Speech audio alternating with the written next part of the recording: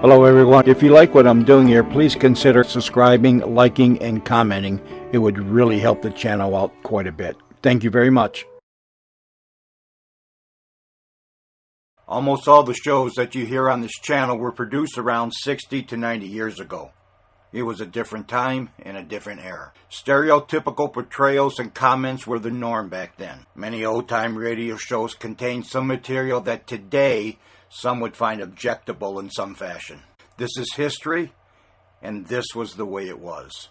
We learn from our mistakes and we move forward every time the sun comes up. The shows contained here are not only for the historical content they may contain, but for entertainment. What some may find offensive, others will not.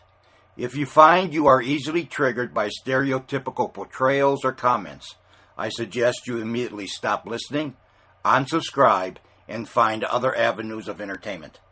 Unless the platforms that I have these shows uploaded to mandate they be removed, they will stay. Please enjoy the following show. This is the log of Magnus Carter, scientific observer aboard Space Force. We had reached the vicinity of Jupiter in the outer solar system when Lodrick, who was keeping watch at the forward televiewer, reported that an alien ship was traveling alongside. Two figures, clad in spacesuits, left the craft, drifted over to the Space Force, and forced us to let them in. They held the crew at gunpoint and instructed us to put our ship into a new orbit. We were to travel to their mothership, which lay at anchor 500,000 miles away on the far side of Jupiter. If we refused, they would kill the ship electronically and leave us in it. Bearing in mind your threat to kill our ship stone dead and have us entombed in it, yes, we'll willingly comply with your demand and put Space Force into a new orbit. Good. But in order to do that, we must ask both of you to leave our ship. If we leave it, we kill it. Why can't we move it as ordered? We can. But when the rockets fire, the force is enormous. All crew must be strapped into their takeoff couches. Anyone not doing so is liable to suffer serious injuries. Ifwa will use a couch. Ifwa? She will stay and guard you. But we don't have a spare couch, that's what I'm saying. Ifwa could suffer a terrible injury. You'll both have to go back to your own ship. Ifwa will stay. There isn't room. Room will be found. But one of you will give up your takeoff couch for Ifwa. And where will he go? He will come with me to my ship. But to change speed and course, we need a crew of 4. Tell Ifwa what to do. What, in 5 minutes? That's impossible. No. You'll have to leave the ship. That's if you are serious about our moving to the far side of Jupiter. One of you will move as Ifwa will say. But I just explained I can't spare anybody, not in a tricky operation like changing orbit. Your name. Magnus? No, you can't. Put on your pressure suit. You will come with me. Now. Commander Saxon will instruct Ifwa how to crew change of orbit. But you don't know the risk you're taking. That is my choice. Very well. Lodrick, start checking motor and fuel. Yes, Saxon. So much for talking them into leaving the ship. Well, at least we got rid of one of them. Poor old Magnus. Oh, they'd have taken one of us anyway. It's just as well it's him. He's not so useful as a crew member. He knows that. I'll get the ship ready. I'll operate the airlock for Magnus and Treya.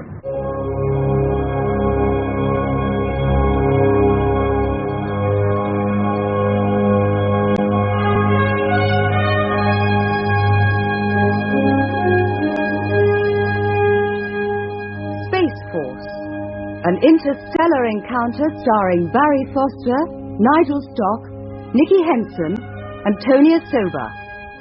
Episode 4, The Time Ship.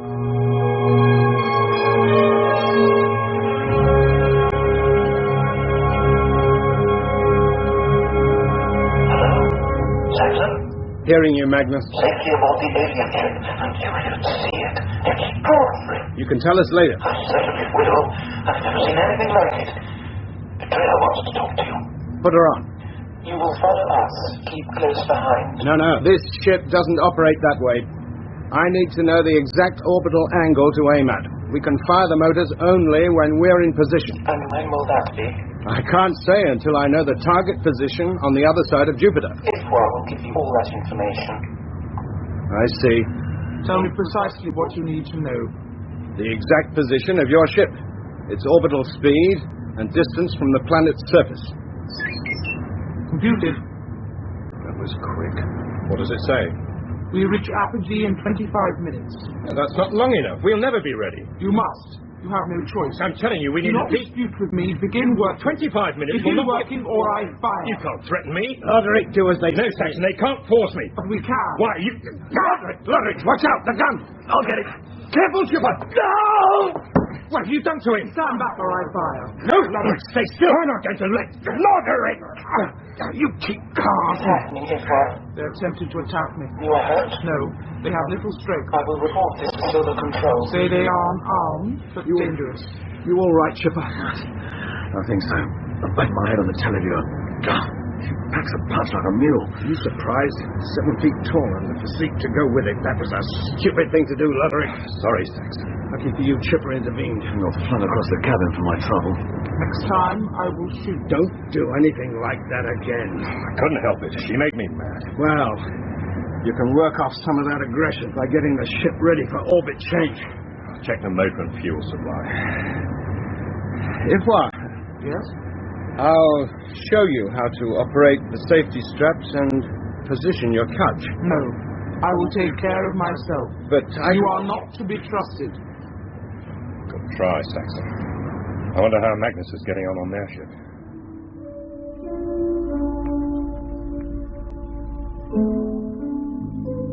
You can take your helmet off in here. The air is breathable.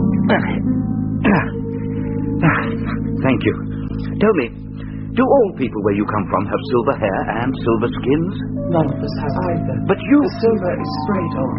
It's a protection against radiation. Ah. Without it, the skin would discolor, even burn, and the hair and hands too. So what is the true color of your skin? It is much paler than yours. And your hair? Yellow. Yellow. I've never seen anyone with dark hair before, nor dark skin. Is the color applied by the wearer? Oh, no, it's natural. A natural protection against sunlight. The rays from your sun are strong enough to do you harm. Not from here, they're not. The sun is nearly 500 million miles away. But on Earth, where we come from, it's only 93 million. The rays come from the Jovian planetary system. No. Then who is Arecibo? Arecibo? Arecibo is an old radio telescope that used to operate down on Earth. But we came to Jupiter to find him. To Jupiter? Why? When we pinpointed the direction of the message, it was in this region of the sky. Jupiter is the largest body, so we travelled from our star system. You're from another star system? The nearest to this one. Alpha Centauri? We come from Corsair. Where? Corsair, a planet. It orbits the star you call Alpha Centauri. But that's more than 4 light years away. How long did it take? Wait. What's that? Wrist communication to my ship. I have requested the information you require.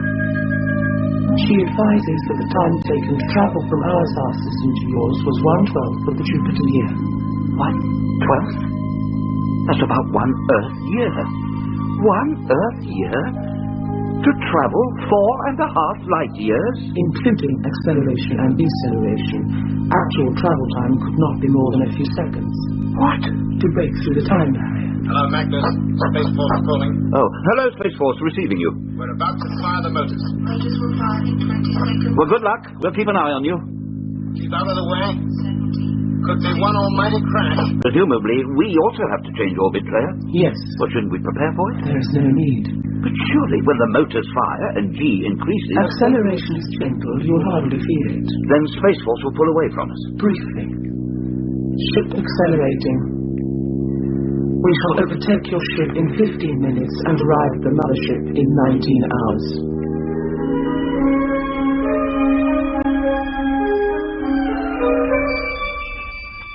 Slowly and gently, the little ship gathered pace and swept across the galaxy. After we had passed the Space Force, I spent the journey gazing through the televiewer, observing the terrifying faces of Jupiter's minor satellites. From the tiny, irregularly shaped Almathea, hardly more than a lump of rock, to the larger, smoother, shiny surface of Europa, covered by a layer of ice 60 miles thick.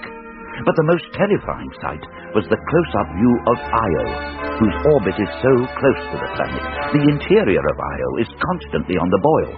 There is hardly a moment when a colossal volcano is not spewing red-hot debris hundreds of miles above the satellite surface.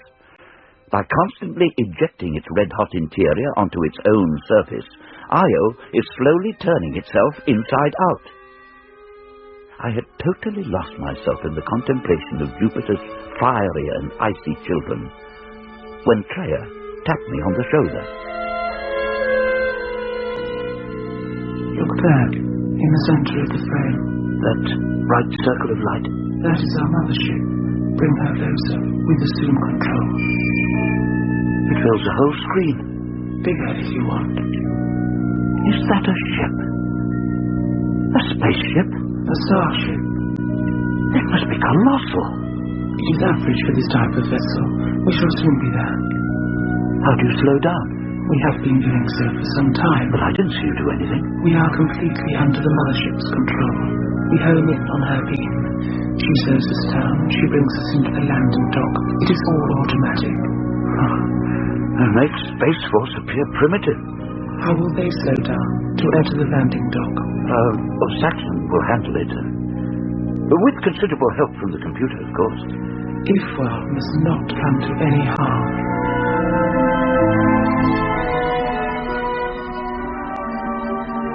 The starship was as tall as a skyscraper and as long as an ocean liner, its hull being round like a submarine's. Towering high above it was the superstructure, tall, almost as long as the hull, but only half its thickness. We entered smoothly, easily, and came to a halt at our mooring. After donning our helmets, we stepped out onto the mooring platform and crossed it. Passing through the airlock, we found ourselves inside the great ship. There we waited for Saxon and the rest of the Space Force crew. Saxon! Over here! What a ship. It's extraordinary. Large enough to accommodate a whole town. The technology of these people is beyond belief.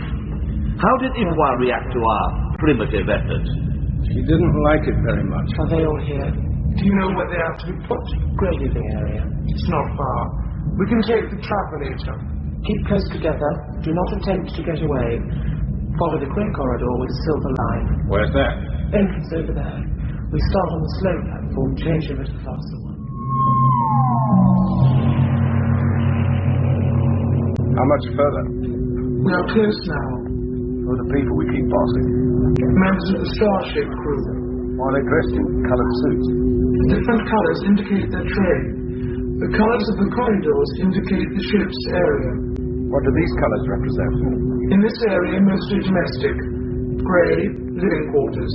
The addition of silver indicates flying crew's living quarters. All flying personnel are dressed in silver. Yes, Claire explained to me. We are now in the grey living area. Enter third door on left. This is where you live. You will remain here until sent for. Where are you going? To the briefing room. And what happens to us? You must go. Well, surely you can tell us what's... Silence. Sound fair. May I ask one question? Yes. All the personnel we've seen aboard this starship appear to be women. There are no men aboard this craft except you. You mean of all the thousands of crew on this ship, there's not one man? None. But how about back home, where you come from? Corsair. You must have men there. I have never seen any. But there are thousands of you. Come, Freya. Just a moment. If you need anything, ask Jenny. Who's Jenny? She has been appointed to look after you. You mean she's here in this apartment? All queries must be addressed to her. We will see you again. Hey, wait a minute. There's something else. Open up. I haven't finished. How do you get this door open? Did you see how they did it? It just slid open, apparently, of its own accord. I don't think it's meant to open. Not for us. I suppose not. Not to worry, we can ask Jenny. Claire said she was here. Where? Well, in this room, I suppose, the living quarters. Pretty sparse for living quarters. One room with 4 chairs in it. Are we supposed to sleep on these things? There's nowhere else that I can see. Here, we think all these different coloured buttons on. Why don't you press one and find out? Here goes, then. There. Oh, well done, Chipper. Can you put the lights back on, please? Sorry. There. I'll try this one. What's that? You've opened another door to another room. It's a bedroom. Great area service. Oh. Huh. He made me jump. Can I help you? How did you get in here? You weren't there a second ago. And who are you? I'm Jenny. You called me. You pressed the service button. Oh, well, Can you get us something to eat? Very well. I will fetch you. Wait, and something to drink, too. Of course. Oh. She's gone. Most incredible thing I've ever seen. A real person appeared from nowhere. Gorgeous life one moment, gone the next. How's it done? I wish I knew. Beautiful girl, too. Watch out, Saxon. What the... Hey! Did you see where that came from? Well, it seemed to come out of the wall. Here comes the food. That was quick. Looks delicious. Do you think we should try it? Well, it's either that or we starve. Right. I'll start. Oh, it is delicious. Try it. What a change after our rations. This drink is good, too. Try some of this. What is it? I don't know. It's like pork. Really tasty. Of course, it may be some sort of centaurian serpent. Oh. Do you think so? Dipper? You're not eating. I was thinking. What about? That girl that came in here. What about her? So beautiful. Where did she come from? She appeared when you pressed that button. Just like Aladdin's genie. You press the button, she appears. Aren't you going to eat anything then, Dipper? Yeah, I'll have a little bit of that, thanks. Well, anything Chipper doesn't want, I'll have. I've never tasted such good food.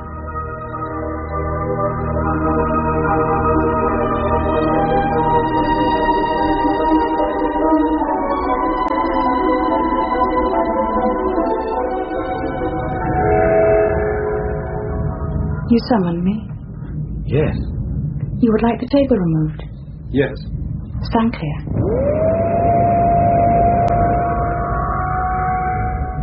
Is there anything else? Well, if you could tell us something about this place, we'd be... What do you wish to know? Well, what's likely to happen to us for a start? You will be examined and categorized.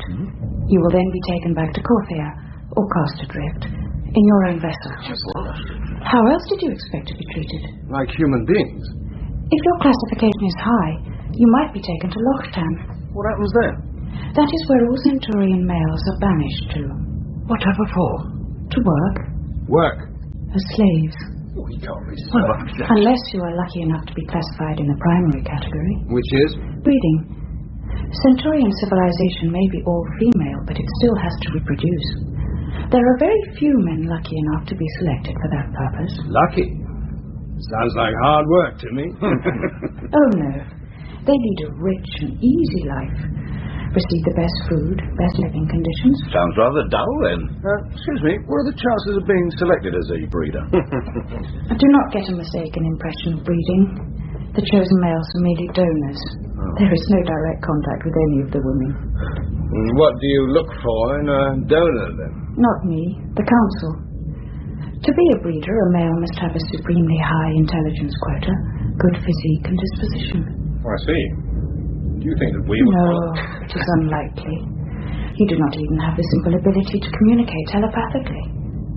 Except you, Chipper. And you can hardly be said to have the seek. I don't know. What about his IQ? His examination will reveal that. And where did she go? She just vanished again.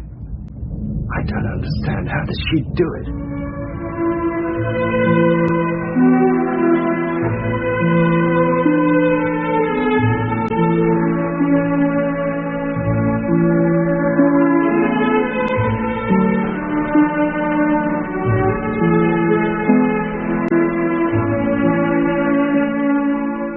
Though Jenny appeared in our common room looking like a real three-dimensional person, she was in fact nothing more than a projected image.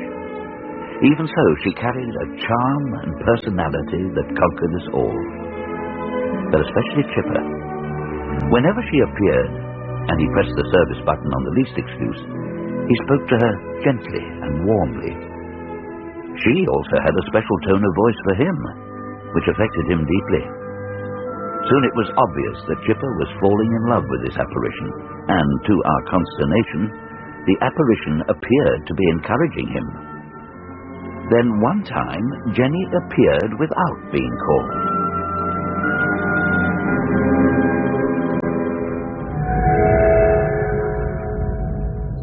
You must all be ready for transfer to another part of the ship. Where are we going? To meet Voedica, Who's she? commander of the starship. She wishes to see you, especially the Space Force leader. It's about time I met somebody of my own rank and status. Remember, you were also her prisoner. That's difficult to forget. And where does this Commander Voedica reside? On the far side of the starship. You will be escorted. Naturally. And remember, when you're interrogated... Interrogated? Yes. Remember, you must not... What? Another time, here comes your escort.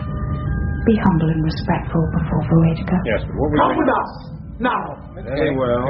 Good luck.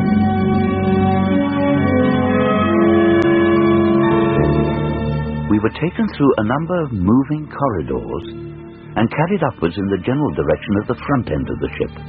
We must have climbed to about half the height of the superstructure when we reached the outer door of an airlock. We passed through and found ourselves in a huge chamber, the nerve center of the starship, its very brain. On a raised platform to one side sat a woman. Like all the Centaurian women, she was very tall, but appeared considerably older than any we had seen up to now. This was Voedica. Tell the Jovians to sit down. They are not Jovians, Highness. They are from Earth.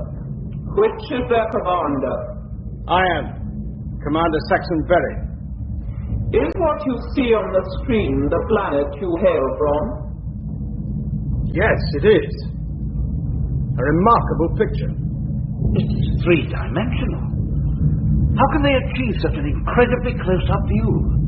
Is that where the Arecibo message came from? Yes. We thought it came from Jupiter. No. Earth. Earth is such a tiny planet. We thought it too small to be of any significance. It's a world full of life. And it must be the only one in this whole system that is. More than likely. How disappointing. Those little unmanned ships that have been flying around Jupiter, are they from Earth too? Yes. Sent here to investigate your radio signals. But they all died. That was our doing. We rendered their equipment useless. You did that to our ship too. The Space Force. Why? We did not expect to find anybody aboard. But life is what we came looking for. So we are glad to have found you. And now that you have us, what do you intend to do with us? That depends on the result of your interrogation. We were you, told... what is your name? Huh? Me? Of course. Chipper. Chipper Barney. Take him down to interrogation. Return the others to their quarters. Yes. Oh, no. Saxon! Wait a minute. If one goes, we all go. Take him away. Very well. No. Come with us. Let go of him! Help! Help him! You better! Stand back! Stand back, or we fire. Get the gun!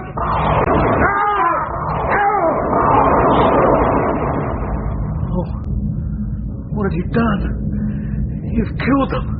Disobedience will not be tolerated.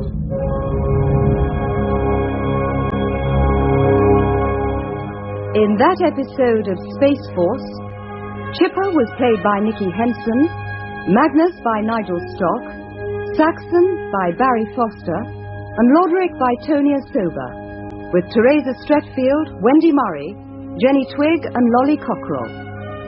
Space Force was written by Charles Chilton and produced by Paul Mayhew Archer.